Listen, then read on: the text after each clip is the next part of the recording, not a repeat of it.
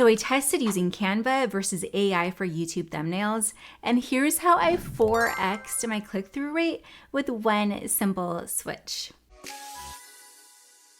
Okay, so here's what happened. I made this video right up here called YouTube Equipment for Beginners on a Budget. And in the video, I basically tested out different gear and then shared my winning recommendations. Quite honestly, I felt like it was a really good video, but the click-through rate was only 2%. Which is really low. That means that whenever YouTube shows my thumbnail in front of someone in the suggested feed or that YouTube homepage, like only 2 out of 100 people actually click on it. And when you have a low click-through rate, one of the main things to change is a thumbnail. Now, the thumbnail I made in Canva, and I'll be honest, I was kind of lazy. I was lazy. And you should not be lazy when you make your YouTube thumbnail. It's like one of the most important things you can do on YouTube. But yeah, I made a thumbnail that wasn't very engaging. I was like, you know what? I'm going to test out vidIQ's AI thumbnail maker, and it pretty much blew me away. Okay, so I'm gonna show you how I did it. Okay, so once you get to vidiq.com, which I'll put the link in the description below this video, click on create on the left-hand side, and then click on thumbnails, and it'll take you here. And then, like right here, it already, it already made thumbnails because I used this, but I'll kind of walk you through what I did. So down here, it says describe your thumbnail idea. And so I typed in, the video is about my top YouTube equipment for beginners on a budget. The thumbnail should have my face on it and text that says top video gear on a budget. And then I clicked on faces and objects, and then I uploaded a picture of my face. And then you can zoom in to crop it, and then you can click on remove background to get rid of the background. So you just click on like which one you want once you kind of have a lot, and then it'll use like this image, for example, if I click on this one. Okay, then I clicked on create, and this is what it came up with. Then I did it again because I was like, well, let me see what else it has. It brought up these. The winning thumbnail was this one, and it performed really well. Let me just do this again, and that way you can see how it works and how fast it makes 3 thumbnails with AI is what it gives you, 3 at a time.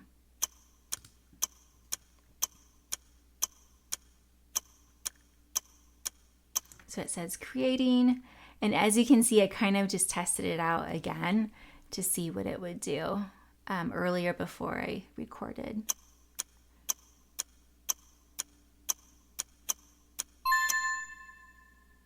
Okay, so it took like, 10 seconds or so, and then it made these, which this is one of the cons. It does this thing where it like adds on a fake body, which is really weird. I have like a huge head and a tiny body, so I would definitely not use those. Anyways, you have to play around with it, and then you can actually, like you could click on, for example, this one, I'll just click on, you can click on edit, the pencil there.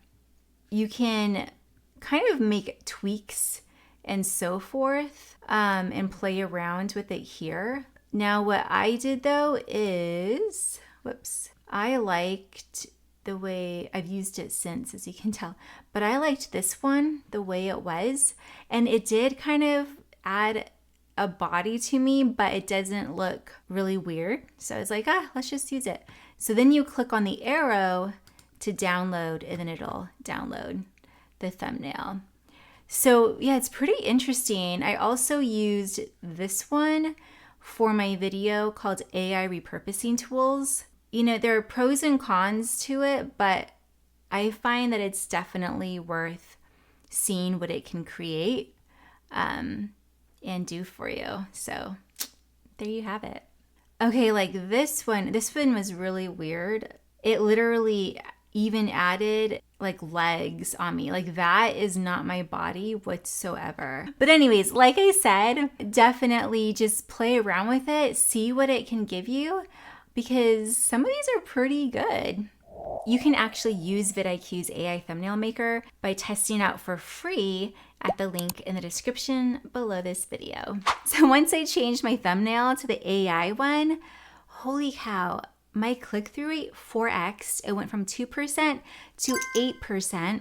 My views doubled in just like a couple weeks. And because of that, I made more ad revenue since my channel is monetized. It was fantastic. And it literally took me like a few minutes to, test out the different thumbnails and see what AI was going to come up with. It was so easy. Now, while my click-through rate did 4x, it's now averaging at 8%. It's still not an amazing click-through rate. I mean, technically, it's definitely on that good range for the click-through rate of an educational video on YouTube, but it doesn't compare to, for example, this video I have that has a clear before and after image on the thumbnail. It's called Eye Contact AI for free, and you can check it out right up here. I'll also put the link to that video in the description below. But that click-through rate is at 21%, which is so good. And that's like, because of that, it's one of my most popular videos that I have.